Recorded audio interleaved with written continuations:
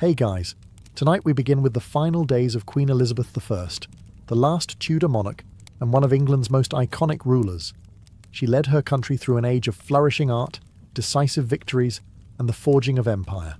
But behind the crown and power was a woman whose death remains one of history's most enigmatic royal endings. So, before you get comfortable, take a moment to like the video and subscribe, but only if you genuinely enjoy what I do here. And let me know in the comments where you're tuning in from and what time it is for you. It's always fascinating to see who's joining us from around the world. Now, dim the lights, maybe turn on a fan for that soft background hum, and let's ease into tonight's journey together. By the winter of 1602, Elizabeth I was approaching her 70th year, an age few reached in Tudor England.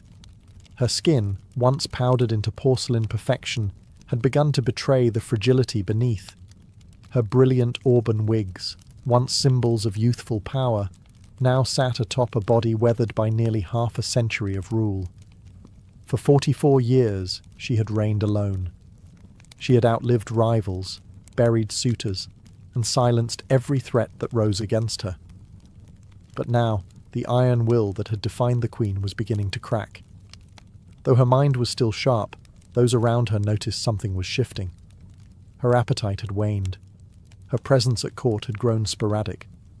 The fire that once radiated from her throne at Whitehall seemed dimmed, and with the turning of the year, rumours began to whisper through the tapestried halls of Richmond Palace. Rumours that their sovereign was fading. There had been loss. Painful, personal loss. The execution of Robert Devereux, the Earl of Essex, in 1601, had struck a deep blow. Though he had betrayed her, leading a failed rebellion and attempting to seize power, Elizabeth I had loved him in her own way. Some said it was motherly affection. Others whispered of something deeper. Regardless, watching him walk to the scaffold tore at her.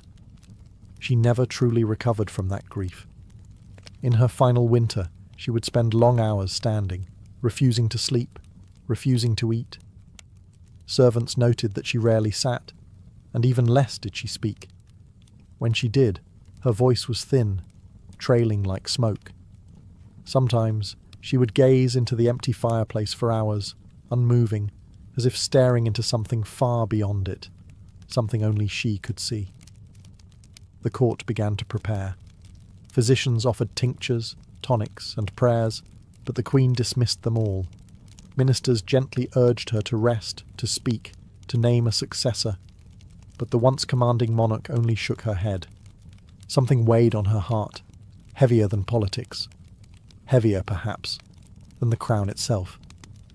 As March approached, one truth began to settle among those closest to her.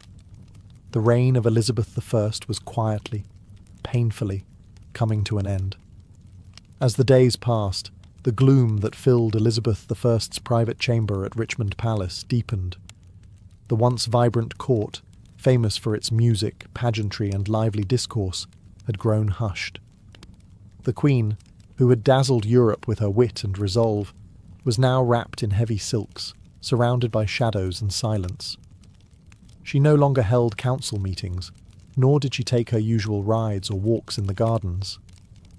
Her ladies-in-waiting, the closest and most trusted women in her life, were dismissed one by one from her room until she remained mostly alone. Even the few she allowed to stay, such as Lady Scrope, spoke only in soft, uncertain tones, unsure if their presence comforted or agitated her. Her mind, they whispered, was slipping. It was during this time that her physicians began to observe something troubling. Not only was the Queen refusing food, she had also started to resist sleep altogether. She would stand for hours on end, rooted to the same spot by her bed or by the window, as if the very act of lying down might bring death closer. When her legs could no longer support her, she would sit stiffly on cushions, eyes fixed on some invisible point, lips moving silently in prayer or thought. Some speculated that she feared death not as a woman, but as a ruler. For decades, Elizabeth I had been the embodiment of England itself. To die meant to relinquish control. of her people, her image, and her power. Perhaps that was what she truly feared, the end of control. Physically, her health began to decline in ways subtle but certain. She developed a persistent cough. Her skin turned increasingly pale, and her frame seemed to shrink beneath her ornate gowns. The weight loss was alarming. Yet she forbade any attempt to examine her too closely. Her vanity, even in sickness, remained intact. And through it all, one question loomed in every courtier's mind but was rarely voiced aloud. Was this simply old age catching up to the Queen? Or was something hidden festering beneath the surface? The answer, for now, remained locked behind her lips. Lips that once commanded empires, now barely moved at all. To understand the weight pressing down on Elizabeth I in her final weeks, one must look not only at her body, but at her heart, and more precisely, at the ghost that haunted it, Robert Devereux, the Earl of Essex. Their relationship had been volatile. Essex was dashing, ambitious, and impulsive. He flattered her, defied her, then begged for forgiveness, only to betray her again. In him, Elizabeth I saw both potential and peril. Despite his arrogance, she had favoured him, elevating him to great influence within her court. But in time, his ambition turned dangerous.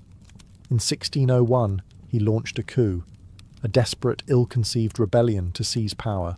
She had no choice. The crown could not tolerate treason, no matter how charming the traitor. Elizabeth signed the death warrant herself. And when he was beheaded in the Tower of London, something inside her unravelled. From that moment forward, witnesses say the Queen began to change. It wasn't just sadness. It was as if a deep, corrosive guilt had lodged itself in her soul. Some claimed she carried a locket containing his portrait. Others swore she muttered his name in the dead of night. Whether these tales were true, or the invention of romantic courtiers, the effect was undeniable. The Queen who had once seemed untouchable now appeared human and deeply wounded. Grief in that age was poorly understood. What we now recognise as depression might have been seen as melancholia, a spiritual imbalance rather than an emotional one. But those around her saw it clearly. Her eyes had dulled. Her laughter ceased. Her energy faded. The courtiers who had once competed for her affection now stepped more cautiously. They feared her moods, unsure how far her sorrow might drag her down. She stopped composing letters. She stopped approving documents. She even stopped attending chapel, a sign more shocking than any, given her deeply Protestant faith. And perhaps most telling of all, she refused music. Elizabeth I had adored music all her life. She had sung, played instruments, and surrounded herself with composers and poets. Now she asked for silence. The Queen's heart, it seemed, had broken long before her body followed. As March of 1603 drew near, the decline of Elizabeth I was no longer hidden. What began as grief and withdrawal was now a public spectacle. Her slow, tragic unravelling witnessed by nobles, courtiers and servants alike. The once commanding sovereign, who had outwitted kings and silenced dissenters, now seemed adrift within her own palace. She would not speak of her condition. In fact, she barely spoke at all. She answered questions with gestures or simple nods. Days passed without a full sentence leaving her lips. When her advisers pressed her for guidance, on affairs of state, on the matter of succession, or on her own health, she turned away, retreating into herself as if words had become too heavy to lift. Physicians, summoned in increasing urgency, debated her symptoms. Some believed she suffered from a settling of humours, the vague Tudor diagnosis for mental or physical imbalance. Others suggested a cold distemper of the brain. But no one could agree on a cure, because no one could truly understand the cause. At this time, her physical posture became symbolic of her mental state. She refused to lie down. For hours, even days, she remained upright, sometimes leaning against cushions, sometimes gripping the arms of her chair, but never fully reclining. It was as though she believed that surrendering to sleep would mean surrendering to death. Servants would later report how the Queen stood silently in the corner of her room, cloaked in heavy black, unmoving for hours at a time. At night, they took turns watching her, unsure whether she was praying, mourning, or simply lost. The palace around her seemed to fall into a hush. Courtiers spoke in whispers. Nobles paced outside her door, anxious for news. And all the while, the air grew thick with unspoken fear, not just of losing their queen, but of what might come after. The realm had no clear heir.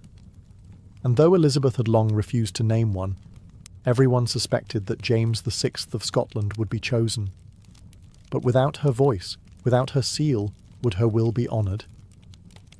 England was no stranger to power struggles, and a queen's silence could turn into a nation's chaos.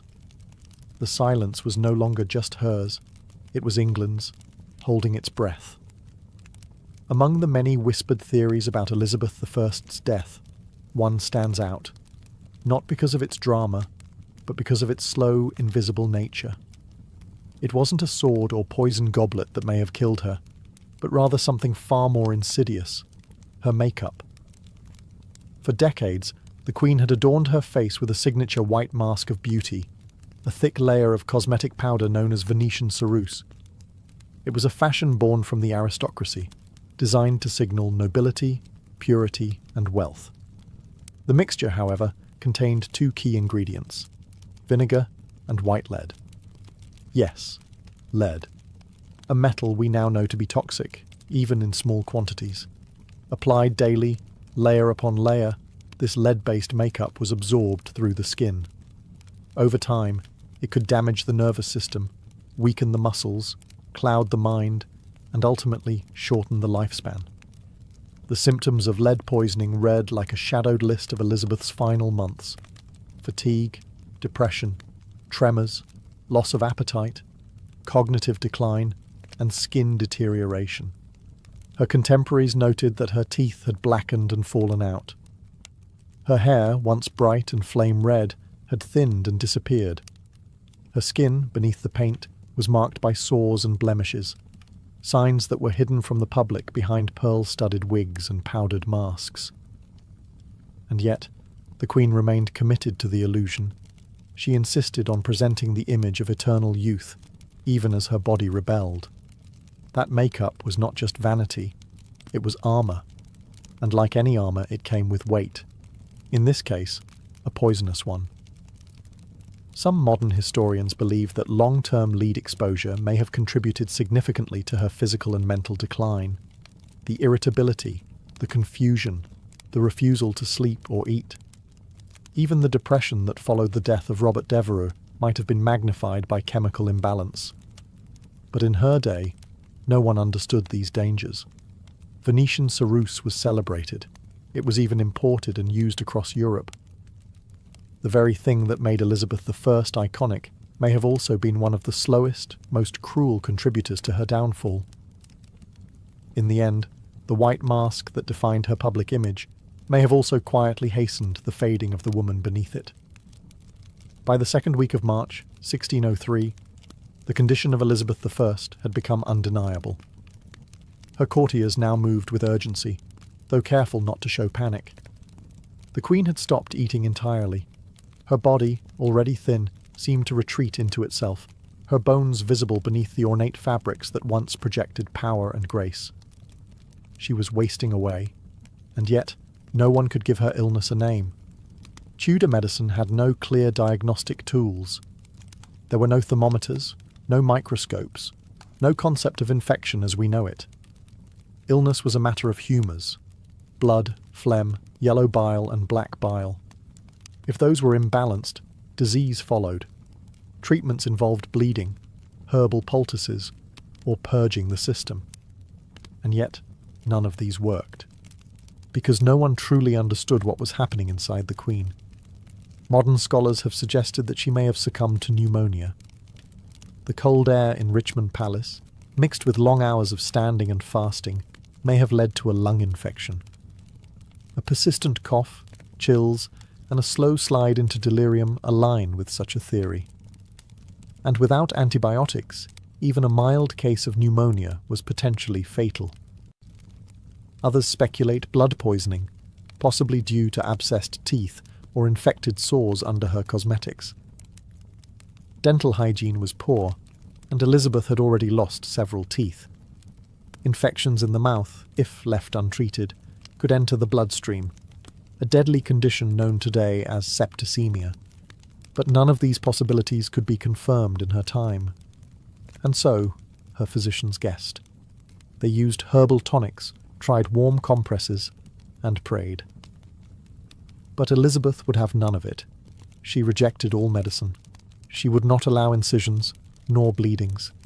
She even refused to undress completely, guarding her modesty to the very end.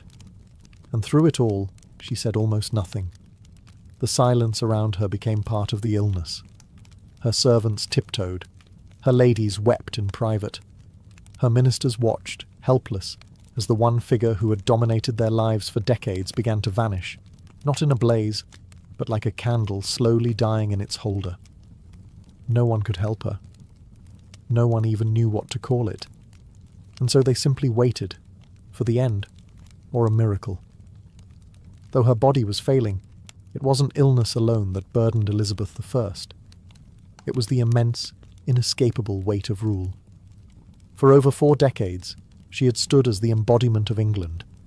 Her crown was not just a symbol of power, it was a living thing, fed by every decision she made, every speech she delivered, and every threat she outwitted. But now, in the stillness of her chamber, that crown sat heavy and unclaimed. And the question of what came next loomed over the dying queen like a storm. Elizabeth had no children, no direct heir. The Tudor line, so fiercely defended and glorified, was ending with her. And though she had maintained a lifetime of political control, she had long resisted naming a successor. Why? Perhaps because naming one meant acknowledging her own mortality, something she had stubbornly refused to do. The most obvious candidate was James VI of Scotland, son of Mary, Queen of Scots, whom Elizabeth had executed decades prior. He was male, Protestant, and had a legitimate claim through his great-grandmother, Margaret Tudor. But his rise to the English throne would not be simple. Factions existed. Old grudges remained. Catholic claimants still lurked in the shadows. As the Queen's strength faded, pressure mounted on her to make a formal declaration. Ministers, especially Robert Cecil, the Secretary of State, pressed gently, but firmly. England could not be left rudderless. Civil war was not a memory so distant as to be forgotten. And in a world where monarchs ruled by divine right, the death of a queen without clear succession was a recipe for chaos. But Elizabeth remained silent. Some say she gestured when asked if James should be king, perhaps a subtle nod, perhaps nothing at all. Others claim she whispered, "I will have no rascal to succeed me," only to later accept the inevitable. But there is no record, no firm confirmation. The monarch who had delivered some of history's most memorable speeches would not speak her final decision. It is possible that, in her mind, acknowledging a successor was equal to surrendering, to admitting that her story, her dynasty, and her era were truly coming to a close. And perhaps that was more painful than death itself.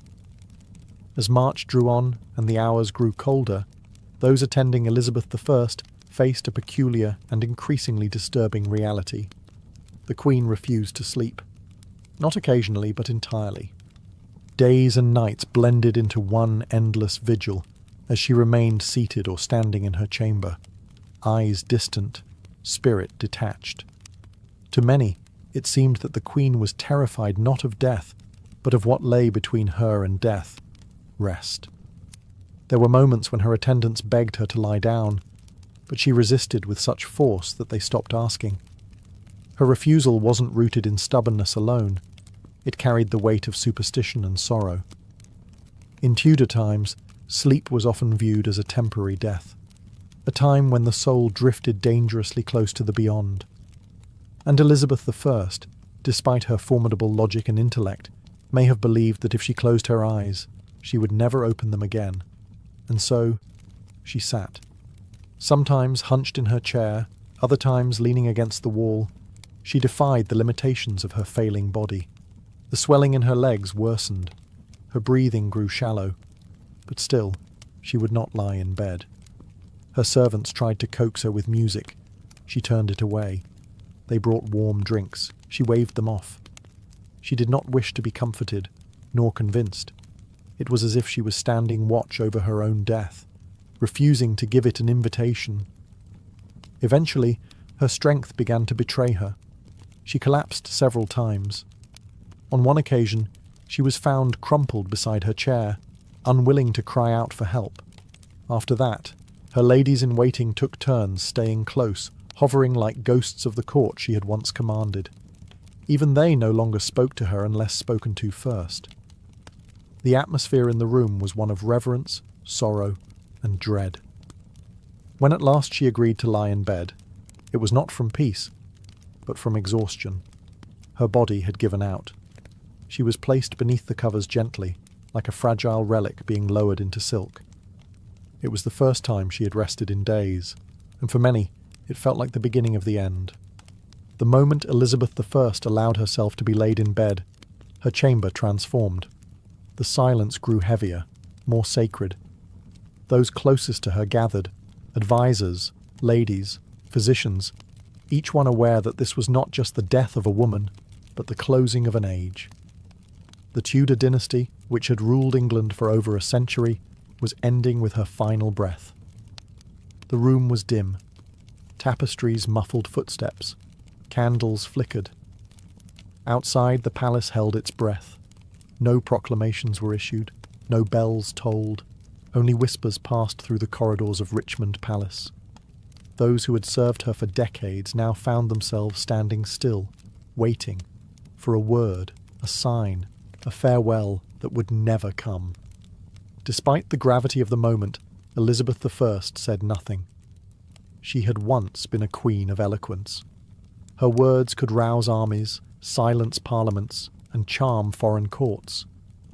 But now, as she drifted between consciousness and sleep, not a single parting phrase escaped her lips. Not to her ladies, not to her council, not even to the realm she had so long protected. Instead, she communicated through faint movements, slight nods, flickers of the eyes, the barest tremble of her hands. Some thought they saw her reach toward the crown resting nearby. Others claimed she gestured toward a portrait of James VI, the presumed successor. But there were no declarations, no final speech to echo through history. What did she see, lying there in silence? Perhaps visions from her reign, the young girl imprisoned by her sister Mary, the triumphant queen greeting the troops at Tilbury, the glittering court of poets and explorers, the fires of religious wars, the execution of Mary Queen of Scots, the death of the Earl of Essex. A life of power, shadowed by solitude. Outside her chamber, preparations had already begun. Courtiers quietly packed their belongings. Ambassadors wrote coded letters to their kings. Messengers waited with horses ready. They all knew what came next. And yet, until the last moment, England remained a kingdom without a sovereign. For until her last breath, Elizabeth I was still queen. No one could take her place. Not yet. Not until she was gone. As the final hours of Elizabeth I's life unfolded, those who remained in her chamber stood like statues, silent, sorrowful, and uncertain.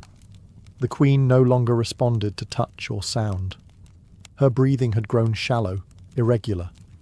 Her skin, pale from age and illness, now took on an ashen hue.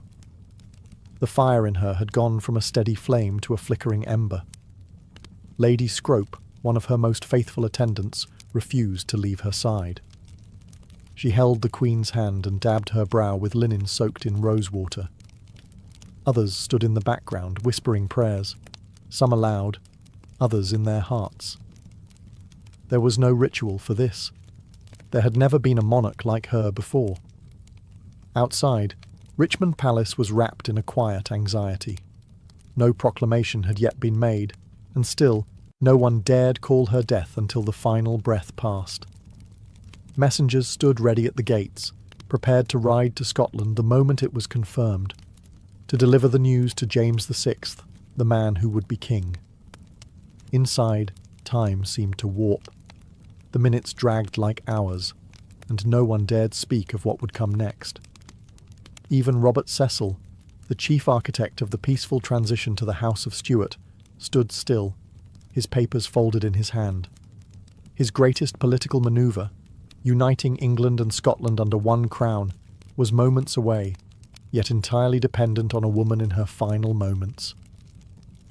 Then, just before dawn on March the 24th, 1603, it happened. No cry, no gasp, just silence. The room remained motionless for a full minute, as if all feared the breath might return. Then quietly, Lady Scrope covered the Queen's face with a linen cloth. It was over. Elizabeth I was dead. Her passing was not marked with fanfare, nor even with a priest's final rites. She had refused them all. The Virgin Queen, as she was so often called, had died alone, surrounded not by family or heirs, but by the weight of history. A monarch born of scandal, who ruled through storms and fire, now passed into legend with the same dignity she held in life. Quiet, unbending, and ultimately unknowable. The death of Elizabeth I sent a chill across the kingdom, not because it was unexpected, but because of what it left behind. A throne without a voice, a court without direction, and a realm uncertain of its next heartbeat. She had been the only monarch many in England had ever known. Her presence was woven into the fabric of everyday life, her image stamped onto coin and conscience alike. Now that image was still. Immediately after her death, her body was left undisturbed. According to tradition, her ladies kept vigil beside her, whispering psalms through trembling lips. A single candle burned at her bedside. The cloth over her face did not conceal her identity.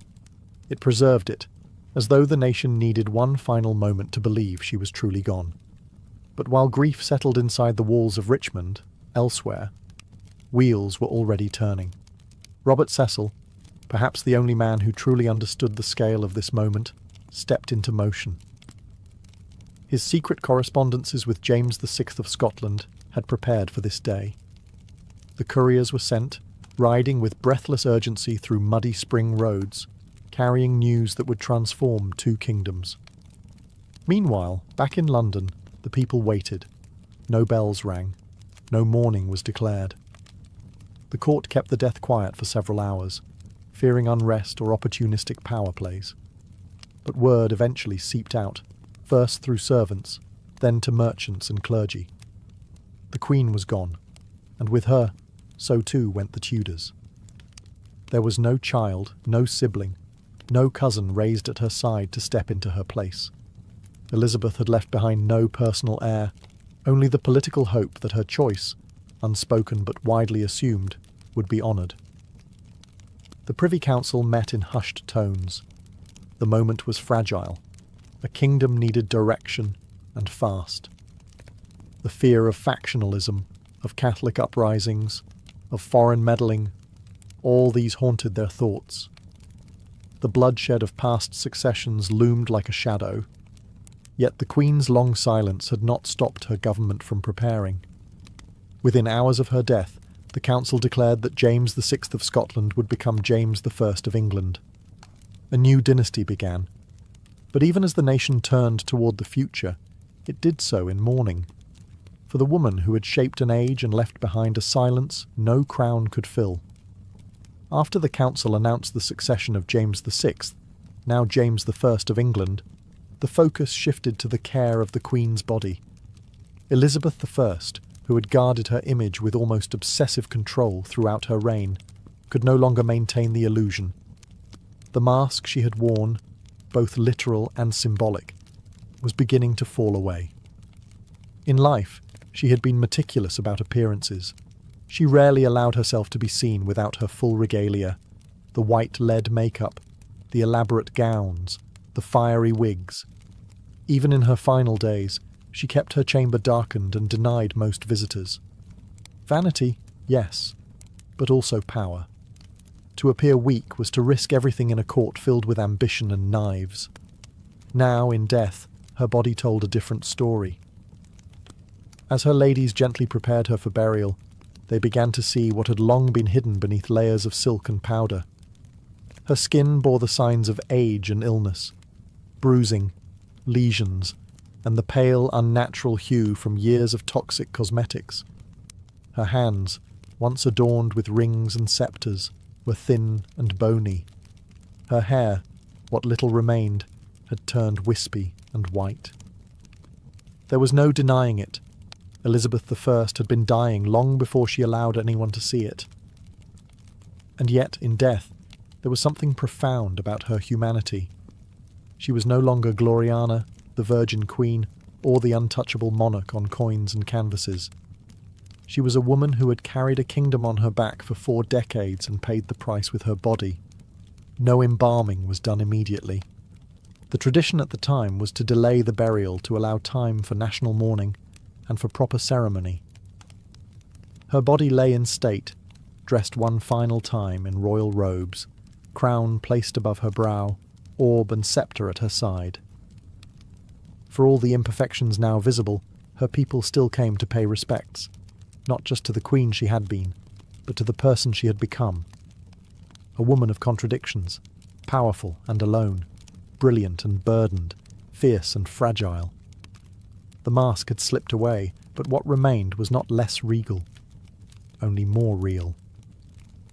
On April the 28th, 1603, more than a month after her death, the body of Elizabeth I was finally laid to rest.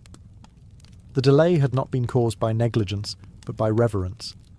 England had lost its longest reigning monarch to date, and such a passing demanded a ceremony that would match the magnitude of her legacy. Her funeral procession began at Whitehall and moved slowly toward Westminster Abbey. The streets of London were lined with mourners, nobles, clergy, commoners. Thousands of faces turned toward the carriage that bore their queen one final time. Some wept. Others stood in solemn silence. There were no cheers, no songs, only the tolling of bells and the shuffle of boots on stone. The coffin was draped in velvet and borne upon a massive hearse drawn by 4 horses. Above it sat an effigy of Elizabeth I, dressed in state robes with crown, orb and sceptre, eyes open, face serene, as if still watching over her people. The image was so lifelike that many believed it to be her real body, propped upright in death. Behind the hearse marched an honour guard, followed by the nobles of her court, members of Parliament, and ambassadors from foreign nations. Each step echoed the weight of transition. A queen was being buried, but an entire era was being mourned. At Westminster Abbey, she was interred in the vault beside her half-sister, Mary I, a symbolic reunion between 2 queens once bitterly divided by religion and rivalry. On the tomb, the inscription reads, "Partners in throne and grave, here rest we 2 sisters, Elizabeth and Mary, in the hope of one resurrection." The irony was not lost on historians. In life, the sisters had been enemies. In death, they lay side by side. The funeral marked more than the end of a monarch. It marked the end of the Tudor dynasty. With Elizabeth gone, so too ended the lineage that had brought England out of the Wars of the Roses and into an age of exploration, cultural flourishing, and national pride. And as the Abbey's great doors closed behind her, an entire kingdom stood changed. The Elizabethan age was over. What came next would be shaped by a different hand and a different crown. More than 4 centuries have passed since Elizabeth I took her final breath, and yet the mystery surrounding her death remains. Unlike monarchs who died in battle or by clear illness, Elizabeth's decline was veiled in silence, secrecy, and contradictions. As a result, scholars, physicians, and curious minds have continued to speculate. What exactly killed the Virgin Queen? The most common theory is simple: old age. At nearly 70 years old, Elizabeth had far outlived most of her contemporaries. After 4 decades of rule and countless personal losses, her body may have simply succumbed to time. Her refusal to eat, drink, or rest certainly contributed to her decline, and without modern medicine, even a minor ailment could turn fatal. Another compelling theory is pneumonia. The Queen reportedly caught a chill shortly before her final decline. Cold, damp conditions in Richmond Palace, combined with her weakened state, may have allowed an infection to take root. With no antibiotics and only rudimentary treatments, pneumonia would have been devastating. Yet other theories point to lead poisoning. Her famous white makeup, Venetian ceruse, was known to contain white lead, a toxic substance absorbed through the skin.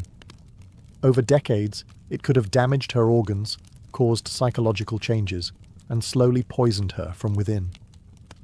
Symptoms such as fatigue, irritability, and cognitive decline all match modern understandings of chronic lead exposure.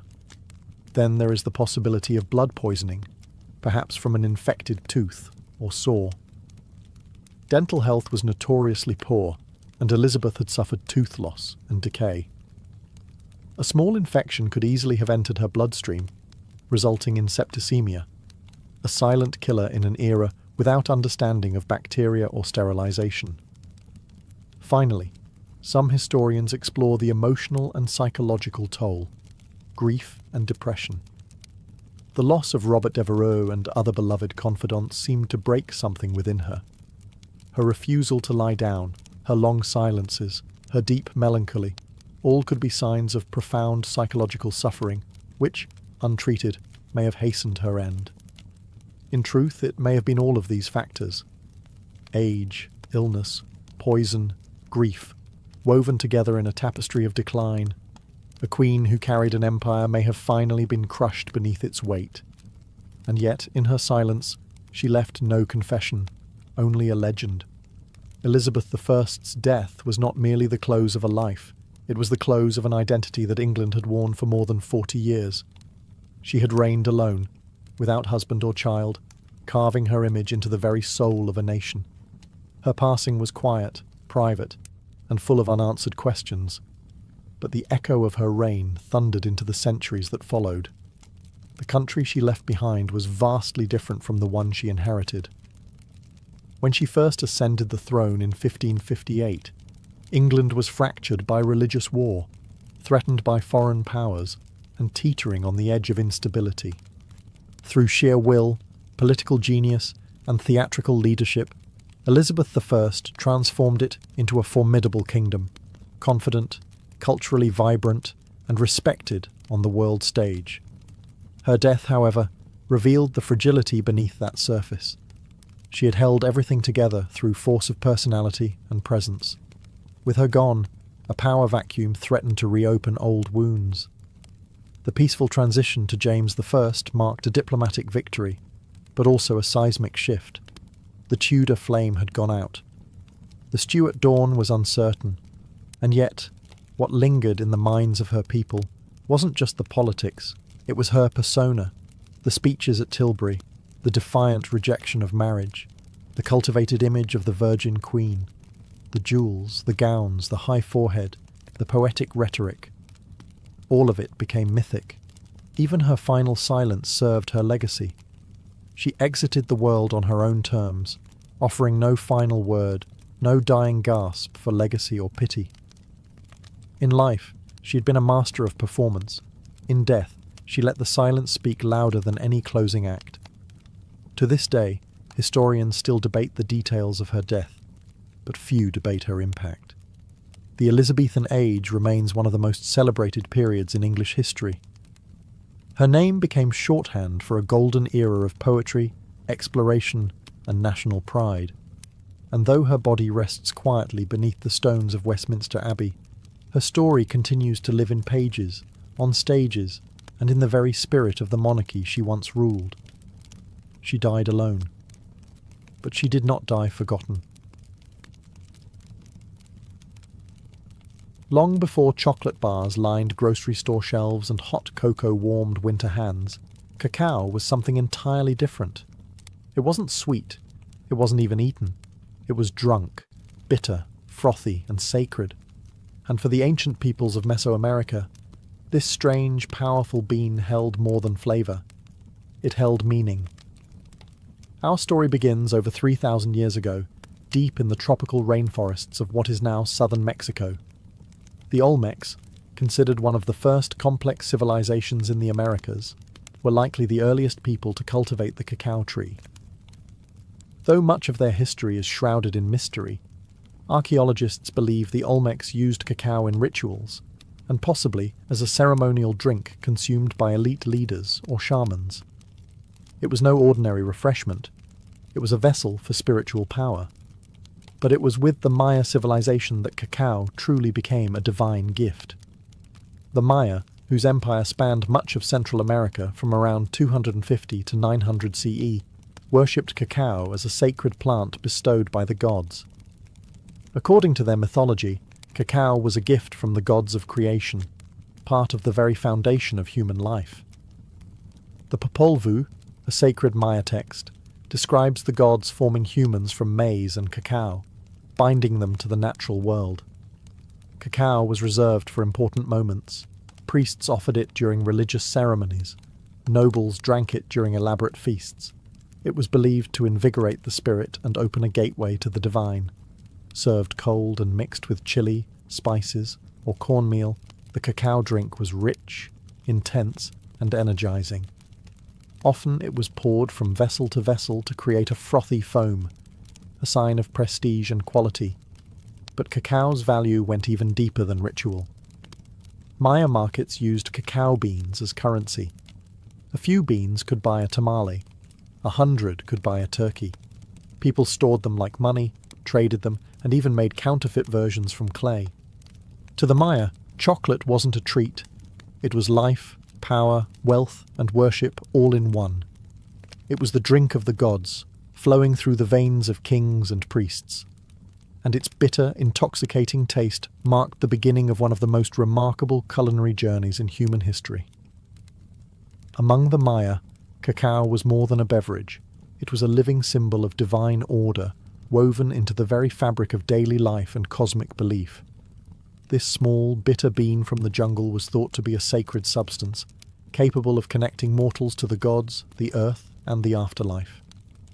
In every major Maya city, from Tikal to Copan, cacao was present at the most important moments of life.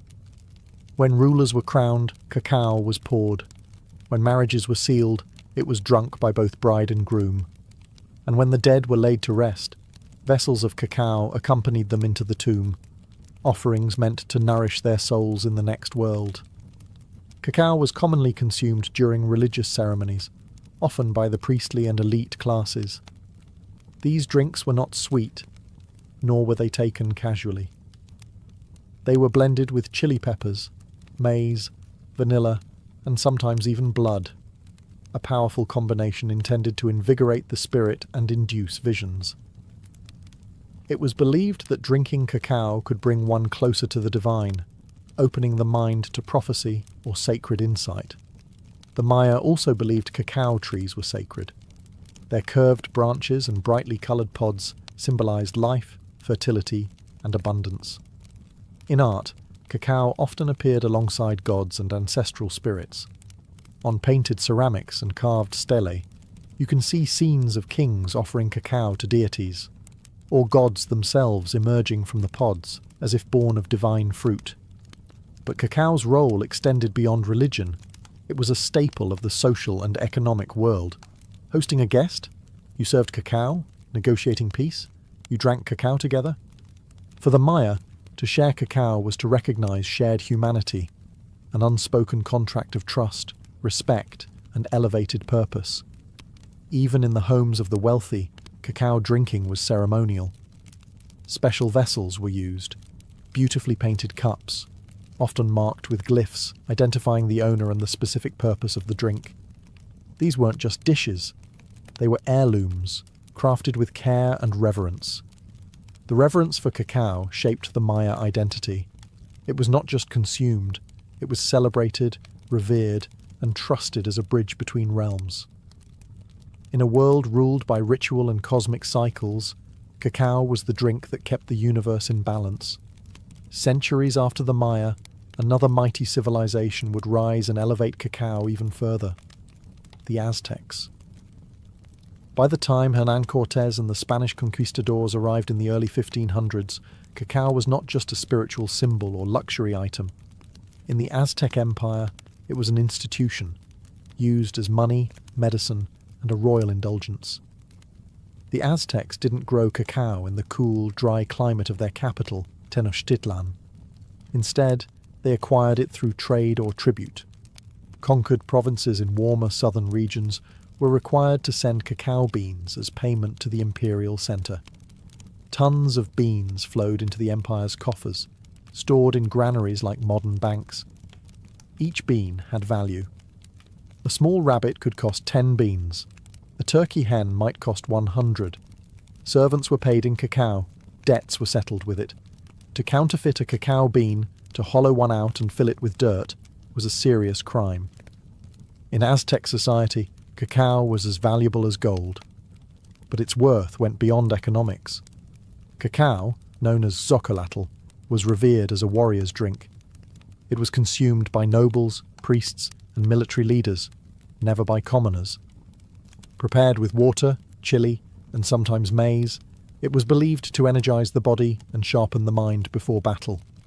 Emperor Moctezuma II is said to have consumed as many as 50 cups a day, believing it to be an aphrodisiac and a source of strength. Cacao was also a key element in religious ceremonies. Offerings were made to deities like Quetzalcoatl, the feathered serpent god who, according to legend, gave cacao to humanity after stealing it from paradise. It was believed that cacao had divine origins, and drinking it properly was a sacred act. In Aztec culture, cacao represented wealth, war, worship, and royalty. It was a seed of power, earned, stolen, traded, and honoured. But all of this would soon collide with European conquest. When Spanish eyes first saw the cacao bean, they didn't recognise its value. But that would change.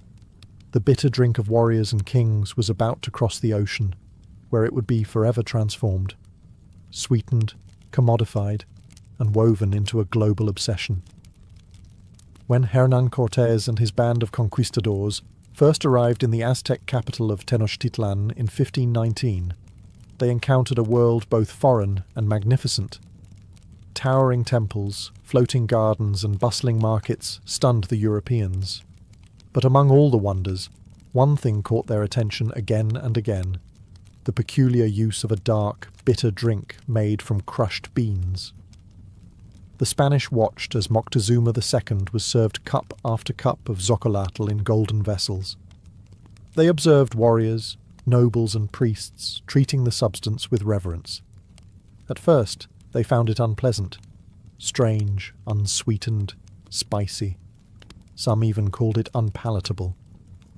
But they also noticed something else: the energy it seemed to grant, the alertness it sparked, and the symbolic power it carried in every corner of Aztec life. Once the conquest was complete and the empire fell, Cortés brought more than gold and silver back to Spain. He brought cacao beans. He brought the knowledge of how to grind, mix, and drink them. And with that, chocolate entered Europe. At first, it remained a curiosity of the Spanish court, an exotic treasure of the New World. Monasteries began to prepare it in the traditional way, for nobles and royals only. But the European palate was different. Over time, the chili and maize were replaced with something new: sugar. Sugar changed everything. The addition of sweeteners to the bitter cacao drink sparked a culinary revolution. Suddenly, what had been a sacred, spicy brew of warriors became a sweet indulgence, something seductive, luxurious, and deeply fashionable. In Spain, and soon across Europe, chocolate was no longer a tool of ritual or tribute. It became a marker of wealth and sophistication. Aristocrats sipped it at salons. Royalty demanded it at their tables. It was still prepared as a drink, usually hot, but the flavour had softened. The rituals were replaced with recipes.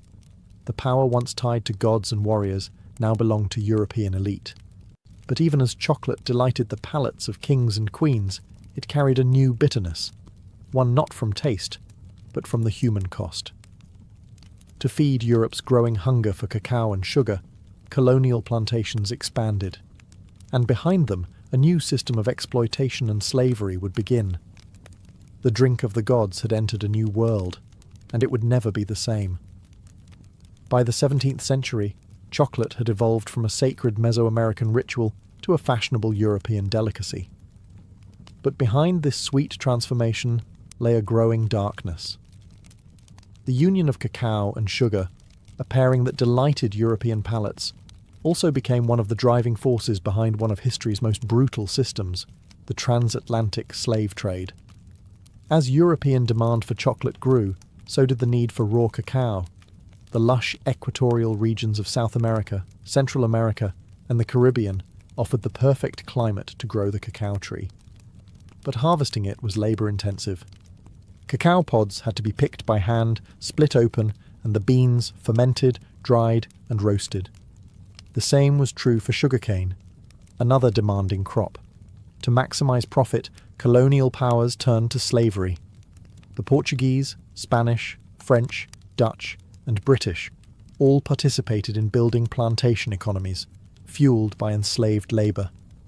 Millions of Africans were captured, shipped across the Atlantic, and forced to work under brutal conditions on plantations in Brazil, the Caribbean, and later, West Africa. Many would spend their lives cultivating cacao and sugar, never tasting the sweet confections their labour created. The human cost was staggering. In the pursuit of chocolate and sugar, families were torn apart, cultures were erased, and entire generations suffered. Yet in the drawing rooms of London, Paris, and Madrid, aristocrats sipped hot chocolate unaware, or uninterested, in the lives behind the beans. The commodification of cacao marked a turning point. It was no longer a sacred offering. It was a global product, something to be traded, taxed, and turned into profit. And as the industrial age approached, the demand would only grow. What began as a spiritual drink, crafted with reverence and ceremony, had now become entangled in empire and exploitation. The taste that had once symbolized divine connection now left a bitter residue, one of blood, suffering, and systemic injustice. Yet the allure of chocolate only deepened. Its association with luxury, love, and pleasure grew stronger, while its history of labour and suffering was quietly buried beneath layers of sugar and cream. The story of chocolate's rise was no longer just about flavour or ritual. It was about power, profit, and the people sacrificed along the way. For centuries, chocolate remained a liquid luxury, served in royal courts and elegant salons. But as Europe entered the Industrial Revolution, chocolate was about to undergo another transformation, one that would forever change its form, its audience, and its place in the world. The early 1800s saw a wave of invention. Mechanization and mass production were reshaping everything from textiles to food. And in 1828, a Dutch chemist named Coenraad Johannes van Houten developed a revolutionary process. Using a hydraulic press, he extracted much of the natural fat, the cacao butter, from roasted cacao beans. What remained was a dry cake, which could be ground into a fine powder. This powder dissolved more easily in water and could be blended with sugar more smoothly, making chocolate cheaper, lighter, and easier to produce. This invention gave birth to what we now call Dutch cocoa, and it paved the way for solid chocolate. In 1847, the British company Fry & Sons took things a step further. By combining cacao powder, cacao butter, and sugar, they created the world's first modern chocolate bar, a smooth, mouldable, and portable version of what had always been a drink. For the first time, chocolate could be held in the hand, not just sipped from a cup. Then came the Swiss. In the 1870s, Daniel Peter introduced milk chocolate by adding condensed milk to the mixture, creating a creamier, sweeter version of the classic bar. His friend and rival, Rodolphe Lindt, invented the conching machine, which slowly churned chocolate for hours, refining its texture and giving it the silky smoothness we now associate with high-quality chocolate. These innovations turned chocolate from a luxury into a mass-market product. With lower prices and improved texture, chocolate was no longer reserved for royalty. It entered shops, factories, and lunchboxes across Europe, and soon after, the United States. Companies like Cadbury, Nestlé, and Hershey industrialized chocolate on a scale never seen before. Packaging became colourful and playful. Advertising emphasized joy, indulgence, and childhood wonder. But in making chocolate sweet, accessible, and solid, something of its origin was forgotten. The divine drink of gods had become a snack. Delicious, yes, but stripped of its ancient power and ritual. Still, a new chapter had begun, one where chocolate would become beloved worldwide. By the dawn of the 20th century, chocolate had taken root across the globe, not just as a delicacy, but as an industry. What began as a sacred brew among ancient civilizations had become a worldwide phenomenon, driven by factories, marketing, and the unstoppable forces of global capitalism. In the United States, chocolate took a uniquely American turn with Milton Hershey. In the late 1800s, Hershey applied mass production methods to chocolate, much like Henry Ford would later do with automobiles. His factory in Pennsylvania produced affordable milk chocolate for the average American, not just the elite. By 1900, the Hershey bar was born, and with it, a new American love affair with chocolate. But chocolate was no longer just a product. It was becoming a symbol. Soldiers carried it into war. Children traded it on playgrounds. It appeared in cookbooks, holiday rituals, and romantic gestures. Valentine's Day, Halloween, Easter, each adopted chocolate as its unofficial mascot. Its sweetness now spoke to love, comfort, and nostalgia. Meanwhile, international companies expanded cacao cultivation to meet demand. West Africa, particularly Ghana and Côte d'Ivoire, became global hubs for cacao farming, surpassing Latin America. The same regions that had once endured colonial rule and slavery were now supplying over 70% of the world's cacao, often under exploitative conditions. Even in modern times, labour abuses, including child labour and poverty-level wages, persist in many cacao-growing regions. Yet despite its tangled roots, chocolate's popularity only grew. In Japan, it became a refined art. Small, exquisite bonbons, gifted with ritual precision. In Switzerland, it was a matter of national pride, with brands like Toblerone and Lindt defining premium quality. In Mexico, chocolate returned to its ancient roots, used in traditional dishes like mole, where bitter and savoury flavours coexist. Global chocolate culture was, and still is, a paradox. Universal, yet personal. A product born of indigenous ceremony, transformed by empire, refined by industry, and then embraced in 1,000 unique ways across continents. From the Andes to Antwerp, from Ghana to Geneva, chocolate had become part of the human story. And even though few stopped to wonder where it came from, every bite carries the flavour of history, sweet, bitter, and everywhere in between. In the whirlwind of industrial growth and global expansion, chocolate's ancient origins were largely forgotten. What once carried divine meaning and ceremonial weight had become, for many, just another snack, delicious, convenient, and sold by the millions. But in recent decades, a new movement has begun to stir. A rediscovery of chocolate's roots and a return to the bean. The craft chocolate movement began in earnest in the early 2000s, inspired by trends in coffee, wine, and slow food.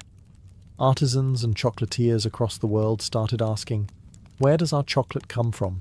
Who grows it? What does it taste like before it's buried beneath sugar and additives? The answers led them back to the cacao bean. Unlike industrial chocolate, which is often blended from beans sourced in bulk, craft chocolate focuses on single-origin cacao, preserving the unique flavours of specific regions, soils, and fermentation styles. Beans from Madagascar might taste fruity and citrusy, while those from Ecuador could carry floral or nutty notes. Chocolate, it turned out, had terroir, just like wine. This reawakening wasn't just about flavour, it was also about ethics. With greater awareness came concern over how cacao is produced. Documentaries and investigations revealed ongoing labour abuses, including child labour and unfair wages on cacao farms. In response, many craft chocolate makers began working directly with farmers, paying premium prices for high-quality, ethically grown beans. Labels like Fair Trade, Direct Trade, and Rainforest Alliance emerged, each striving to create a more just and sustainable supply chain. Meanwhile, chefs and food historians began reviving ancient Mesoamerican uses of cacao. In parts of Mexico and Guatemala, traditional drinks made with cacao, chili, and maize regained popularity. Indigenous communities shared recipes passed down for generations, reminding the world that chocolate was not invented in a factory, but in a forest. Museums, books, and culinary tours followed. People began to see chocolate not just as candy, but as culture, rich in heritage, struggle, and story. The world had changed chocolate, but chocolate, in its essence, had never changed. It was still the fruit of a tree, grown by hand, prepared with care, and shared with meaning. And for those who cared to listen, chocolate once again began to speak, not just in sweetness, but in memory. Today, chocolate is everywhere. At celebrations, in vending machines, inside pastries and gourmet kitchens alike. It's a symbol of love, luxury, and comfort. But beneath its creamy surface lies a history that's anything but simple. It's a story of gods and empires, of joy and exploitation, of ritual and reinvention. Chocolate, perhaps more than any other food, is a mirror held up to civilization itself. From the sacred ceremonies of the Maya to the bitter brews of Aztec warriors. From the hands of enslaved labourers on colonial plantations to the gilded salons of European nobility. From wartime rations to Valentine's Day traditions, chocolate has journeyed alongside humanity, reshaping itself at every turn. Its legacy is layered. On one side, chocolate represents ingenuity, resilience, and cultural fusion. It is the perfect example of how ingredients from one continent can meet techniques from another to create something entirely new. It has inspired poetry, science, and innovation, from the chemistry of tempering to the artistry of flavour balancing. But on the other side, it holds a shadow.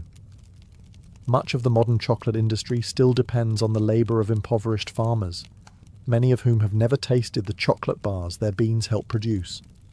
Despite awareness campaigns and ethical certifications, problems like deforestation, underpayment, and child labour remain ongoing concerns in the cacao supply chain. Chocolate is also a story of forgotten voices. The indigenous peoples who first revered cacao saw it as sacred. Their traditions, silenced by colonization, are only now being rediscovered, and their contributions acknowledged. Each time we bite into a truffle or sip a cup of hot cocoa, we engage, knowingly or not, with that deep and often painful history. And yet, for all its contradictions, chocolate continues to unite people. Across languages, borders, and beliefs, it brings joy. It comforts. It celebrates. It endures. Perhaps that is chocolate's greatest legacy, not just its flavour, but its ability to evolve, to adapt, and to survive the rise and fall of civilizations. From ritual to recipe, from seed to symbol, chocolate has always meant more than it seemed.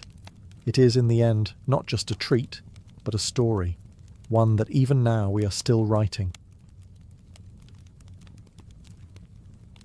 In the early decades of the 19th century, the United States was a young and growing nation, restless in its ambitions.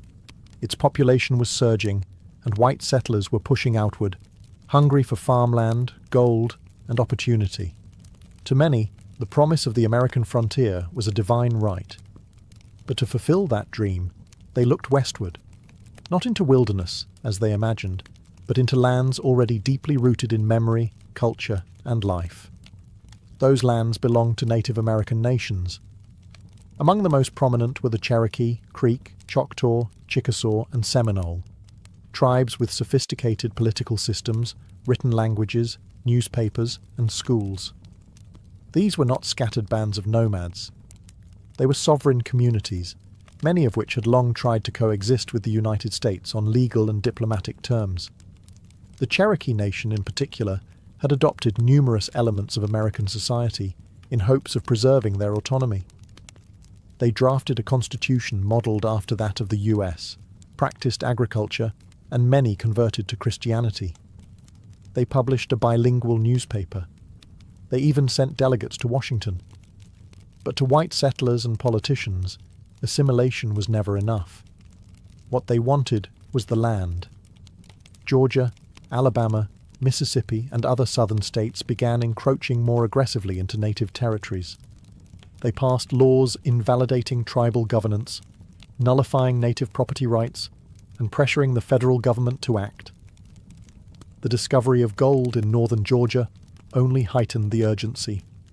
The land, they argued, was too valuable to remain in native hands. President Andrew Jackson, a former general and staunch advocate for removal, stepped forward with a solution. Clear the east of native nations entirely. Relocate them beyond the Mississippi River, to a place where they would no longer obstruct the march of cotton plantations and white settlement. This was not merely policy, it was ideology. Manifest Destiny, though not yet named, pulsed through the veins of the American project. The belief that white Americans were destined to expand from coast to coast came at the expense of anyone in their way. And in the 1830s, that meant entire nations of people. Thus, the stage was set, not for progress, but for one of the most sorrowful and shameful journeys in American history, the Trail of Tears. On May 28, 1830, President Andrew Jackson signed into law the Indian Removal Act, legislation that would forever alter the lives of tens of thousands of Native Americans. Though cloaked in the language of fairness and voluntary exchange, the act marked the beginning of a calculated and relentless campaign to remove native tribes from their ancestral homelands in the southeastern United States. The act authorized the president to negotiate treaties with native nations, exchanging their lands east of the Mississippi River for territory in what was then called Indian Territory, an expanse of land that would later become Oklahoma. Supporters of the law argued that it would protect native peoples from extinction by placing them far from white encroachment. But in truth, it was a land grab, dressed in the rhetoric of protection. Andrew Jackson, a military hero celebrated for his brutal campaigns against the Creek and Seminole, saw removal as a logical continuation of American expansion. He claimed native peoples could not live in harmony with white settlers. Removal, he argued, was not only beneficial, it was inevitable. They have neither the intelligence, the industry, the moral habits, nor the desire of improvement, he once said of native nations. They must perish, or they must abandon their habitations and wander far into the wilderness. Congress was divided, but the bill passed, narrowly. In the Senate, it cleared by just 3 votes. In the House of Representatives, it passed by a margin of 5. These slim victories were enough to set into motion one of the most tragic episodes in American history. Some tribes agreed to relocate, fearing war or further loss. Others held out, believing the promises of treaties that offered money, supplies, and safe passage. But these promises would prove hollow for many. In practice, the removal process was chaotic, cruel, and often violently enforced.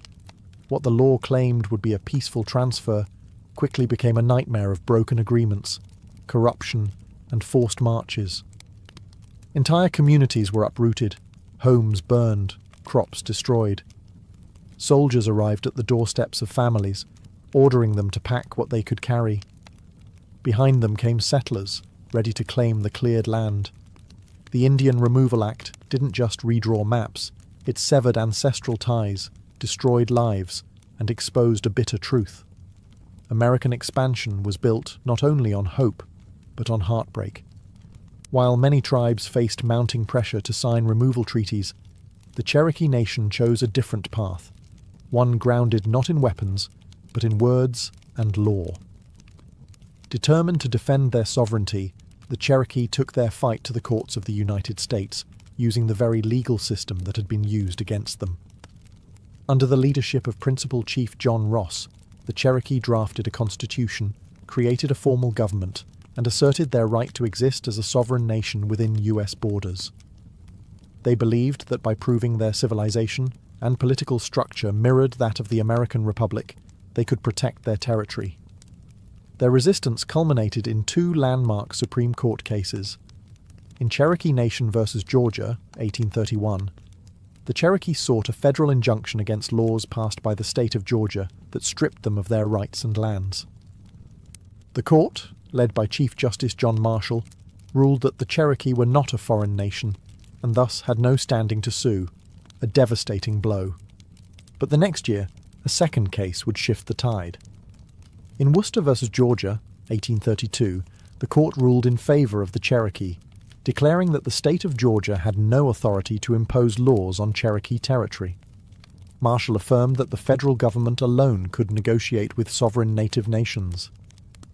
For a brief moment, justice appeared to be on the Cherokee's side. But President Andrew Jackson reportedly responded with chilling defiance. "John Marshall has made his decision. Now let him enforce it." Whether he actually said those exact words remains debated, but his actions left no doubt. Jackson refused to uphold the court's ruling, and Georgia continued to ignore it. The Constitution had spoken, but political will refused to listen. The Cherokee, clinging to hope, still resisted signing removal treaties, but division crept in. A small faction within the Cherokee, led by Major Ridge, John Ridge, and Elias Boudinot, believed removal was inevitable and signed the Treaty of New Echota in 1835 without the authorization of the Cherokee government. That treaty, passed by a narrow vote in the U.S. Senate, sealed the fate of the Cherokee Nation. Despite the protests of the majority, it was declared binding, and so the Cherokee fight for justice ended, not with a gavel, but with the sound of soldiers preparing to march. In the spring of 1838, under orders from President Martin Van Buren, thousands of federal troops and state militias descended upon Cherokee lands. The time for negotiation was over. The Treaty of New Echota, signed by a minority of Cherokee without the consent of their nation, had been ratified by Congress. Removal was now official policy, and the military was sent to carry it out by force. Across Georgia, Tennessee, North Carolina, and Alabama, Cherokee families were torn from their homes with little warning. Soldiers arrived at farms and cabins with bayonets and orders. Families were given only moments to gather belongings, sometimes nothing more than the clothes on their backs. Their homes were looted and burned. Crops were left to rot in the fields. Churches, schools, and burial grounds, all abandoned. More than 16,000 Cherokee were rounded up and placed in military stockades. These makeshift camps were overcrowded and unsanitary, with little food, dirty water, and no shelter from the elements. Disease spread rapidly. Measles, dysentery, and whooping cough took a heavy toll even before the march began. Some groups were moved immediately under armed guard. Others, held in the sweltering summer heat, were forced to wait until autumn, when travel conditions were considered more favourable. But cold rains, early snow, and inadequate supplies would make the journey even more deadly. The Cherokee called the route Nuna Dal Tsuni, the trail where they cried. Roughly 100 to 200 miles stretched between their homes and the so-called Indian Territory. The march was slow, harsh, and humiliating. They walked through mud and snow, across frozen rivers, over mountains and prairies. The elderly collapsed. Children died in their mothers' arms. Entire families vanished along the trail, buried in shallow, unmarked graves by the roadside. Some tried to maintain dignity, singing prayers, carrying sacred objects, recording names of the lost. But the weight of grief was unbearable. Hunger gnawed at their strength. Winter pierced their thin clothing. Guards showed little mercy. By the time the last group arrived in what is now Oklahoma in early 1839, it's estimated that over 4,000 Cherokee had died, nearly a quarter of their entire population. This was not simply a relocation. It was a death march, a forced erasure of identity, home, and hope. When the last group of Cherokee reached Indian Territory in March of 1839, The journey was over, but the suffering was not. The losses endured along the Trail of Tears extended far beyond the 4,000 lives claimed by disease, exposure, and starvation. What died on that trail was more than people. It was a way of life, a spiritual connection to land, and the cultural continuity of an entire nation.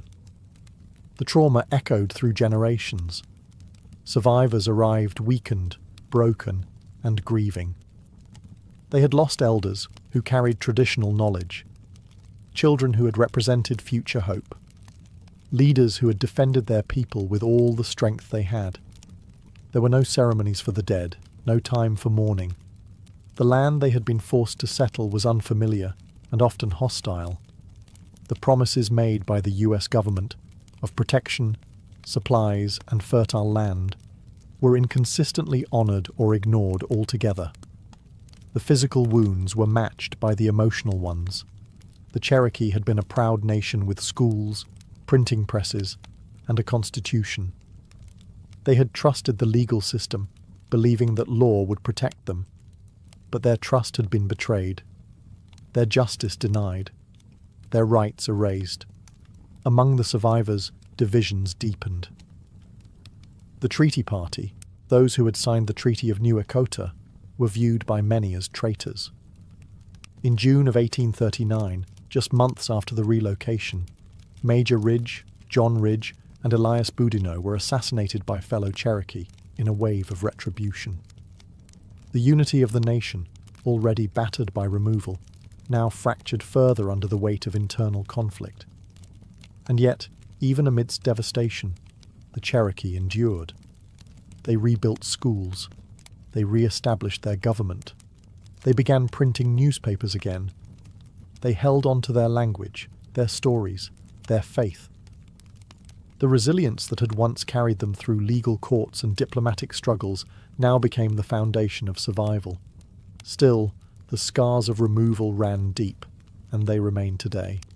The Trail of Tears is not just a chapter in a history book. It's a living memory carried in families, in oral traditions, and in the soul of a people who were forced to leave everything behind. And in that memory, there is sorrow, but also strength. While the Cherokee Trail of Tears is the most widely remembered, it was not the only forced removal. The Indian Removal Act of 1830 targeted multiple native nations, each with their own languages, traditions, and lands, and each endured their own version of exile, suffering, and loss. The Choctaw were the first to be removed. Beginning in 1831, thousands of Choctaw were forced from their homelands in Mississippi and Alabama. Most travelled on foot, without wagons or adequate supplies. As they marched through freezing rains and swollen rivers, hundreds died. A Choctaw chief later called it a trail of tears and death, a phrase that would echo in history. The Creek Nation, once powerful in the southeast, was next.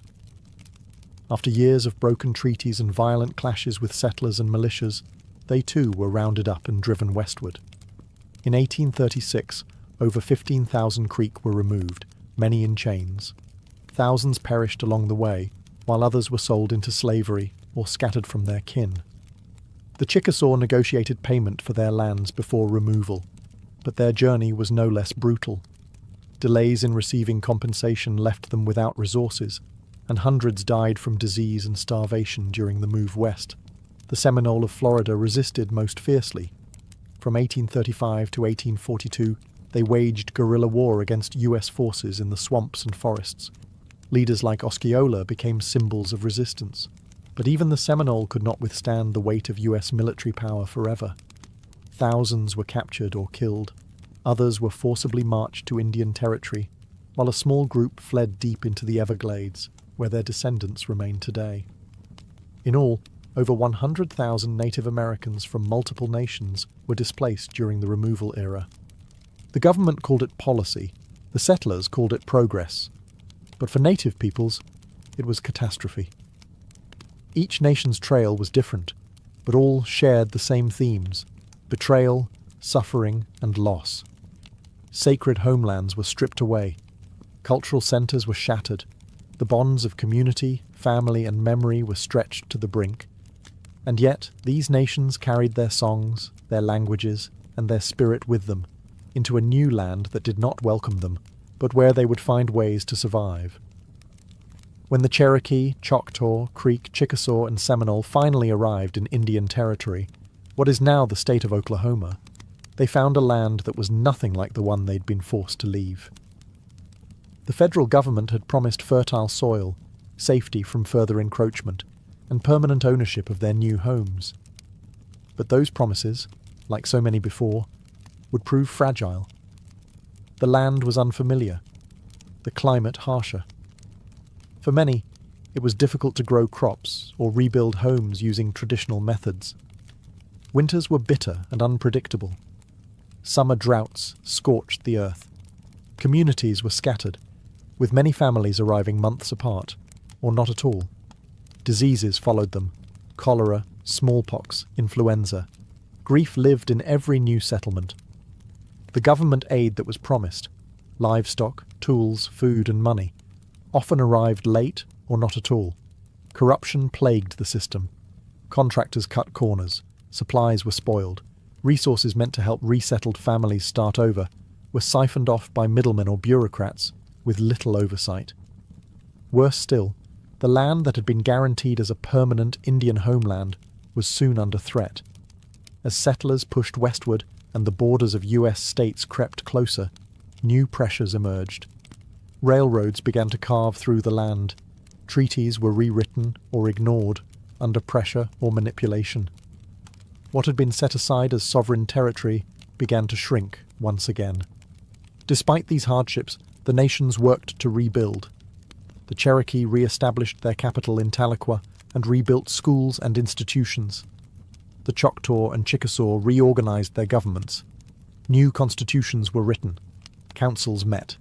Churches were built. Farming resumed. Communities began to heal, not by forgetting, but by enduring. And yet, even in Indian Territory, the shadow of removal loomed. Every promise made to protect their new homeland was vulnerable to the same forces that had driven them from their original lands: greed, expansion, and disregard. The land that was promised became a temporary refuge in a nation still unwilling to see native people as permanent, rightful inhabitants. Though many believed they had finally found peace, history would soon prove otherwise. The story of the Trail of Tears didn't end in Indian Territory. It simply turned the page to another long chapter in the struggle for survival, sovereignty, and respect. For decades after the forced removals, the Trail of Tears lived mostly in silence, spoken about in whispers, passed down through family stories, rarely acknowledged in textbooks or politics. It was a wound left open, a shared pain carried quietly by native communities, too often ignored by the nation that had caused it. Yet the memory survived. In Cherokee homes, elders told the story of the march west, of the cold, of the hunger, of the lost. Songs were sung in mourning. Ceremonies were held in remembrance. Oral history kept the names of those who walked and those who did not alive. The land remembered too. Old trails, shallow graves, and surviving documents marked the route like a scar across the heart of a continent. It was not just a trail of sorrow. It was a trail of survival. The resilience shown by native nations after removal defied the expectations of those who had tried to erase them. In the decades that followed, the Cherokee, Choctaw, Creek, Chickasaw, and Seminole would not only rebuild, they would thrive. They formed new governments, ran schools, printed newspapers, and preserved languages and spiritual traditions. Against the odds, they endured. Still, the silence from outside their communities remained. Not until the late 20th century did wider America begin to reckon, even faintly, with the tragedy of the Trail of Tears. Activists and tribal leaders worked to reinsert the story into national memory. Memorials were erected. Commemorative trails were marked. School curriculums were slowly updated. The phrase Trail of Tears became a recognized term, not just among historians, but in the national consciousness. But acknowledgement is not the same as justice. The effects of removal are still felt. The disconnection from ancestral lands, the historical trauma, and the legacy of broken promises continue to shape the realities of native communities today. Yet through every hardship, the strength of these nations endures. The same spirit that guided them through forests, across rivers, and into exile still lives on in language revival programs, cultural preservation efforts, and the stories told around fires and kitchen tables. The Trail of Tears is not just about what was lost, it's about what was carried forward. Faith, memory, and the unyielding will to survive. Today, the Trail of Tears is remembered not only as a historical event, but as a living memory, a reminder of injustice, of resilience, and of the strength it takes to carry a people forward when the world turns against them. The route that once echoed with footsteps of grief now serves as a sacred path of remembrance. Across the United States, monuments, trails, and museums mark the journey. The Trail of Tears. National Historic Trail, designated by Congress in 1987, stretches over 5,000 miles across 9 states, tracing the paths taken by those who were forced to march westward. It winds through forests, fields, and quiet towns, inviting visitors to walk, if only for a moment, in the footsteps of those who endured it. But true remembrance goes beyond monuments. For the descendants of those who walk the trail, memory lives in community, language, and ceremony. Tribal nations continue to honour their ancestors through annual memorial rides, storytelling gatherings, and language revitalisation programs. What was once a story nearly silenced is now reclaimed and spoken with pride. Schools now teach it, films portray it, authors and poets give voice to the sorrow and strength of that era. And native youth grow up knowing that their identity is rooted in more than survival. It is rooted in courage, resistance, and continuity. Yet, there is still work to do. The Trail of Tears stands as a challenge to how history is told and remembered. It asks us to confront the cost of expansion, the cruelty behind policy, and the ongoing struggles faced by Indigenous peoples. It reminds us that progress without humanity is not progress at all. It is erasure. To honour the Trail of Tears is to do more than look back. It is to listen, to learn, and to uplift the voices that once were pushed aside. It is to recognise that the story of America is incomplete without its native nations, not just in the past, but in the present, and in every chapter yet to come. And so we remember, not just with sorrow, but with deep respect. Because even in the face of betrayal and exile, the people walked forward, and they did not vanish. They endured. For in the biting cold of early 1692, Salem Village, Massachusetts, was a place thick with unease. Tucked into the harsh New England wilderness, this Puritan settlement was more than just a collection of farms and meeting houses. It was a community teetering on the edge of spiritual and social collapse. The people of Salem believed they were God's chosen, placed in a wild and dangerous land to carve out a righteous life. But beneath their devotion simmered years of fear, tension, and division. The Puritans lived under a strict religious code. They believed in an invisible world filled with angels and demons. The devil, they were taught, was not a metaphor, but a real and active force. Witches, they believed, could sign the devil's book, casting spells and corrupting the innocent. To question this was to question Scripture. To doubt a minister was to challenge God. And Salem had no shortage of spiritual pressure. Reverend Samuel Parris, the village's minister, was a deeply polarizing figure. Harsh, suspicious, and often paranoid, he saw signs of sin everywhere. His sermons thundered with warnings of damnation and the devil's work. He divided the congregation with his fire and brimstone preaching, creating deep rifts among neighbours and families. Beyond the pulpit, Salem faced economic and political strain. A long-running feud between Salem Village and the wealthier Salem town caused constant tension. Land disputes were common, and the boundaries between property, belief, and personal grievance were often blurred. Old resentments lingered just beneath the surface. To make matters worse, the surrounding wilderness was a source of terror. The memory of brutal Native American attacks during King Philip's War was still fresh. Crops had failed the year before. Smallpox had swept through the region. In the Puritan mind, these disasters were not chance. They were punishment for hidden sins. It was in this atmosphere of religious anxiety, political rivalry, and survivalist dread that a group of young girls would begin to act strangely. Their sudden fits, wild accusations, and cries of witchcraft would not be dismissed as childish games. Not here, not in Salem. Because in Salem, the devil was real. And in 1692, the villagers believed he had come to visit. It began, as many tragedies do, with children. In January of 1692, two young girls in Salem village, 9-year-old Betty Paris and her 11-year-old cousin Abigail Williams, began to behave in alarming ways. They screamed, thrashed, and contorted their bodies into unnatural positions. They barked like dogs, hurled objects, and spoke in gibberish. When reprimanded, they wailed in pain and claimed they were being pinched or pricked by invisible forces.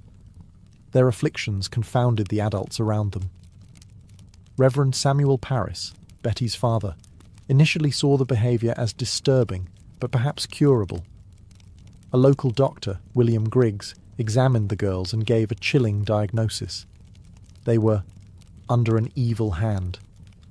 In a deeply religious and superstitious community like Salem, that meant only one thing: witchcraft. Soon, other girls began to display the same symptoms. Anne Putnam Jr., Mercy Lewis, Mary Walcott, and Elizabeth Hubbard joined the afflicted circle. Their fits escalated, drawing the attention of the entire village. These girls were not from the fringes of society. They were daughters of prominent families, respected members of the Puritan order. That gave their words weight. When pressed to name the cause of their suffering, the girls did something that would change the fate of the entire colony. They pointed fingers. The first to be accused was Tituba, an enslaved woman of Caribbean origin in the Paris household. She was a convenient target. Foreign, non-white, and associated with stories and rituals that seemed exotic and suspect to Puritan eyes. Alongside her, the girls named two other local women: Sarah Good, a poor and often homeless beggar, and Sarah Osborne, who had scandalized the community by refusing to attend church and marrying her servant. 3 women, each vulnerable in different ways, were suddenly the focus of an entire town's suspicion. They were arrested and jailed. For the villagers, this was a spiritual emergency. If witches walked among them, they had to be identified and purged. What had begun as an unexplained illness in a single household now spiraled into full-blown panic. And as the accusations spread, no one, not neighbours, not friends, not even family, would be safe from suspicion. Salem had opened the door to fear, and it would not be easily closed. In the early months of 1692, as more villagers fell into hysterics and more names were whispered in fear, Salem's courts began relying on a kind of evidence never before used in any English-speaking legal system: spectral evidence. It would become the most controversial and damning tool of the trials, and the most dangerous. Spectral evidence was based on the belief that a witch could send her spirit, or spectre, to torment victims from afar. The afflicted girls would scream in court, claiming to see the accused person's ghost pinching, choking, or stabbing them, while the accused stood silently in front of them, often in disbelief. To the Puritan mind, this wasn't imagination or performance. It was considered valid proof of a pact with the devil. When the accused denied their guilt, they were accused of lying. And when they stayed silent, that too was seen as an admission of guilt. Those who confessed, however, were often spared execution, especially if they named other witches.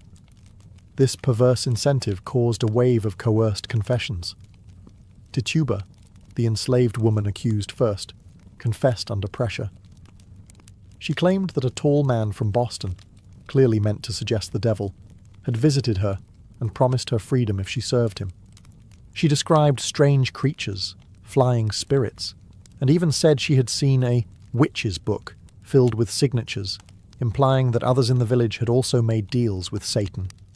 Her testimony was graphic, theatrical, and terrifying. Whether Tituba's confession was strategic, survival-driven, or partly imagined, remains debated. But it had a powerful effect. It validated the girl's accusations and stoked public fear. If witches were real, and if they moved unseen, then anyone could be guilty. Soon, more confessions followed. Some extracted under duress, others offered in hope of mercy.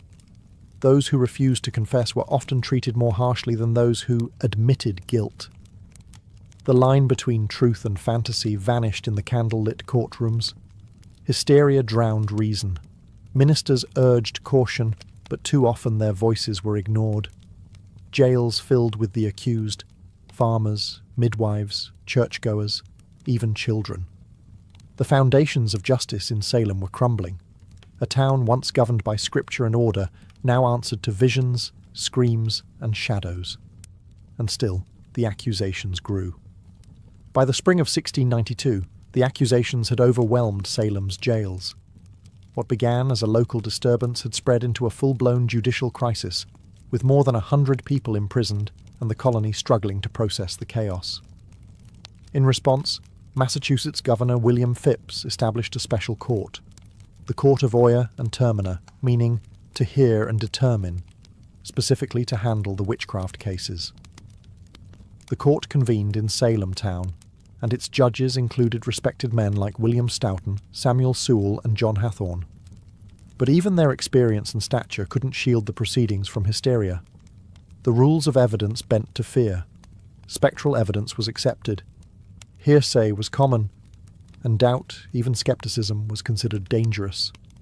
The first to be formally tried and executed was Bridget Bishop, a woman long suspected by neighbours of being unruly and outspoken. She wore bright clothing, ran a tavern, and had been accused of witchcraft years before, making her a perfect scapegoat.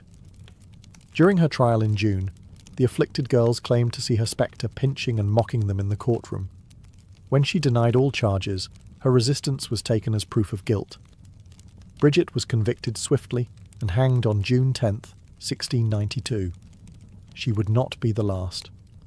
With her death, the machinery of accusation, trial, and execution accelerated. Week by week, more prisoners were brought before the judges. Some were pillars of their communities, church members, midwives, landowners. Others were beggars, widows, or former servants.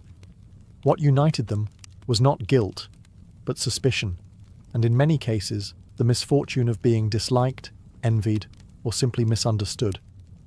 The accused stood before a court where they had little hope. Their fate often depended on the theatrics of their accusers or the political winds of the day. Those who confessed and accused others were usually spared. Those who maintained innocence were more likely to be hanged. Fear fueled everything. Families turned on each other. Neighbours testified to save themselves. Ministers cautioned restraint, but their voices were drowned out by cries for purification. And overhead, a gallows was built on Proctor's Ledge, just outside Salem. It waited in silence as the town below fed it names, one trial at a time.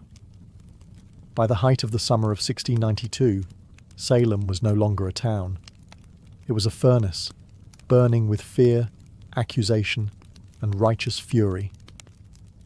The witch trials had moved beyond Salem village and Salem town, spreading like wildfire across neighbouring communities. Ipswich, Andover, Gloucester, and others were soon gripped by the same fever. Accusations multiplied, jails overflowed, no one was safe. The accused came from all walks of life. Some were outsiders, beggars, former slaves, women without families. Others were deeply rooted in the community, church deacons, wealthy farmers, and even former accusers. Once the machinery of suspicion began to churn, it spared no one. Families were torn apart. Husbands and wives accused one another. Children testified against parents. Friends betrayed friends. Even those who questioned the legitimacy of the trials became targets. To doubt the existence of witches was, in the minds of some, to align with them. Nowhere was this madness more visible than in the behaviour of the afflicted girls. During court proceedings, they cried out in pain, claimed to see spectral animals, mimicked the accused, and fainted in unison. Their performance became central to the prosecution's case, regardless of how implausible or theatrical it seemed. The court took their suffering as proof, their screams as divine evidence. By the end of summer, more than 150 people had been arrested, and the executions continued. Sarah Good, a homeless woman, was hanged in July after refusing to confess. Her defiance was seen not as strength, but as rebellion against God. Rebecca Nurse, a respected grandmother and member of the Salem Church, was executed despite widespread protest. Her conviction sent a chilling message. Even the most pious were not beyond suspicion. And yet the accusations did not slow. Children as young as 5 were jailed. A minister's wife was accused. Entire families were locked in cells. The colony had lost its grip on reason, consumed by the very evil it sought to destroy. Fear was now Salem's true ruler, shaping justice, warping memory, and silencing dissent. What began as a handful of strange afflictions had become something far more terrifying, a society devouring itself, one accusation at a time. As summer gave way to autumn in 1692, the Salem witch trials reached their darkest depths. The gallows on Proctor's Ledge became a grim fixture on the horizon, a place of ritual execution where cries for mercy were swallowed by the silence of final judgment. The executions were public, meant to serve as warnings. Entire communities gathered to watch. Some came in solemn fear. Others, disturbingly, treated them as spectacles.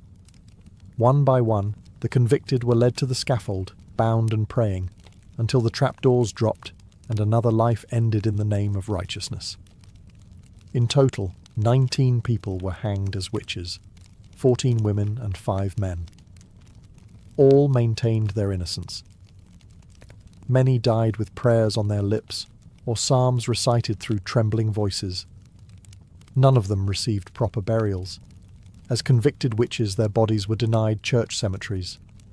Some were buried in shallow, unmarked graves. Others were reclaimed secretly by family under cover of night. But the most gruesome death was not on the gallows. Giles Corey, an 81-year-old farmer, and the husband of accused witch Martha Corey, refused to enter a plea at his trial. By refusing to speak, he hoped to prevent his land from being seized by the state. In response, authorities ordered pressing, a brutal and rare form of punishment. Giles was stripped, laid on the ground, and slowly crushed beneath heavy stones. For 2 days, he endured the torture in silence. His last words, according to legend, were chillingly defiant. More weight. He died without ever entering a plea. His resistance made him a tragic symbol of the injustice that had overtaken Salem.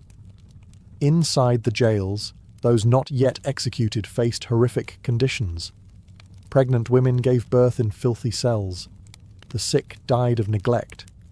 Families had to pay for their own food and chains, and some remained imprisoned for months after the trials ended. By the time autumn leaves began to fall, Salem had sentenced more people to death for witchcraft than any other community in American history. What had begun as whispers had ended in blood. And though the executions would soon cease, the damage to Salem's soul had already been done. By the end of September 1692, the fever that had gripped Salem began to falter. The turning point came not from the courts or the clergy, but from a growing sense of unease, a recognition, too long delayed, that something had gone terribly wrong. Doubt crept in quietly. It started when respected citizens, like Rebecca Nurse and John Proctor, were hanged. If such devout, upright people could be witches, who could be trusted? When Martha Corey, a strong-willed churchgoer and even the wife of the colony's former governor, Lady Mary Phipps, were accused, the trials began to eat into the upper ranks of society. The hysteria no longer threatened just the marginalized. It threatened everyone. Reverend Increase Mather, a prominent Puritan minister and father of the influential Cotton Mather, delivered a powerful sermon against the use of spectral evidence, the very foundation of many convictions. In his words, "It is better that 10 suspected witches should escape than one innocent person be condemned."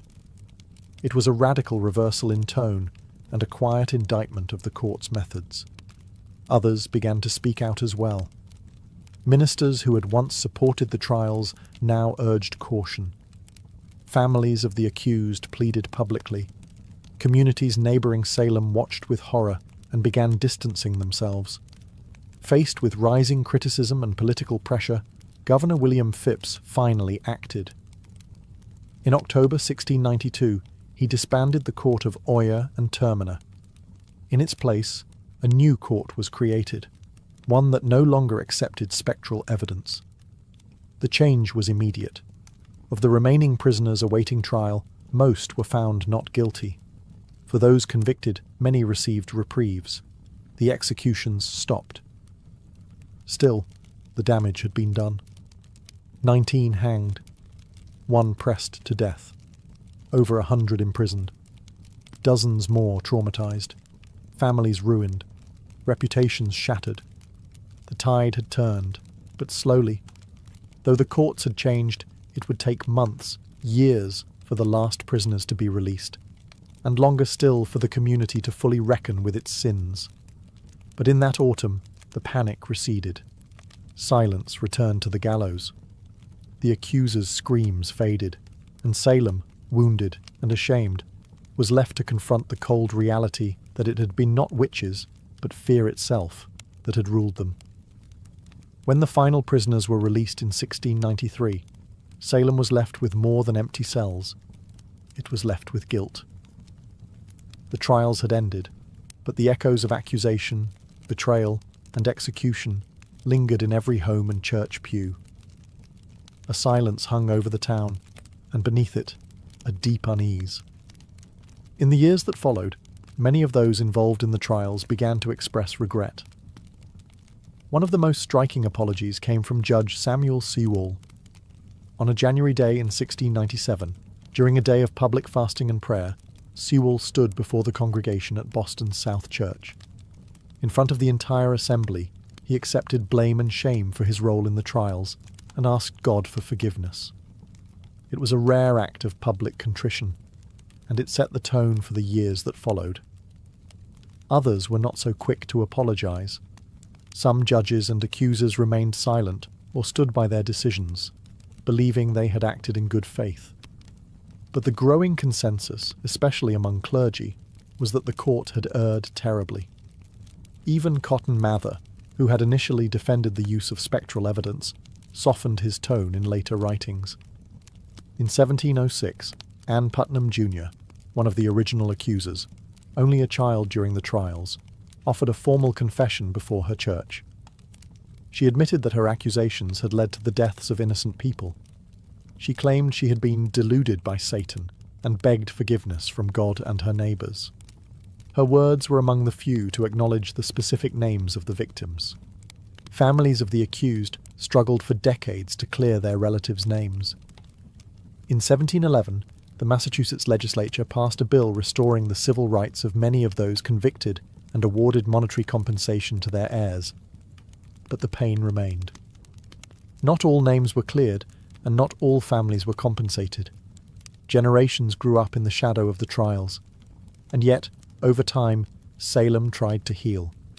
The town became a symbol, not of justice, but of what happens when fear overrides reason, when courts abandon fairness, and when hysteria is mistaken for truth.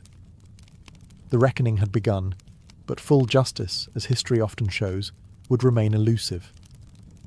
More than 3 centuries have passed since the gallows stood in Salem, but the legacy of the witch trials endures, etched into American memory not as a tale of sorcery, but as a grim warning about the power of fear, the fragility of justice, and the danger of unchecked belief. The very phrase Salem witch trials has come to symbolize mass hysteria, false accusations, and moral panic. It is invoked in courtrooms, classrooms, and political speeches as a cautionary tale, proof of how easily reason can be overwhelmed by suspicion and how quickly a community can turn on its own. Today, Salem embraces its history, but not without complexity. Museums, memorials, and guided tours draw visitors from around the world. The Salem Witch Trials Memorial, dedicated in 1992 on the 300th anniversary of the trials, features 20 granite benches, each inscribed with the name of one of the executed. They do not list their crimes, because there were none. Only names, dates, and final words, testaments to dignity in the face of injustice. Yet even now, Salem's story is more than just tourism or folklore. It is a reflection of human nature. The trials reveal how fear can become contagious, how power can be abused in the name of morality, and how justice can falter when guided by emotion rather than evidence. In literature, Arthur Miller's play The Crucible gave new life to the trials, using them as an allegory for McCarthyism and the Red Scare of the 1950s. Miller reminded a new generation that witch hunts do not always involve witches, and that the past is never as distant as it seems. The descendants of the accused and the accusers still live in Massachusetts and across the United States. Some bear the burden of ancestral shame, others carry the pride of resilience and survival. In 2001, more than 3 centuries after the hangings, the state of Massachusetts formally exonerated the last 5 victims, completing the legal clearing of all accused. The Salem witch trials were brief, just over a year in length, but their lessons have proven eternal. They remind us that truth must be defended, even when fear shouts louder, and that the gravest injustices can occur not in moments of darkness, but under the full light of day.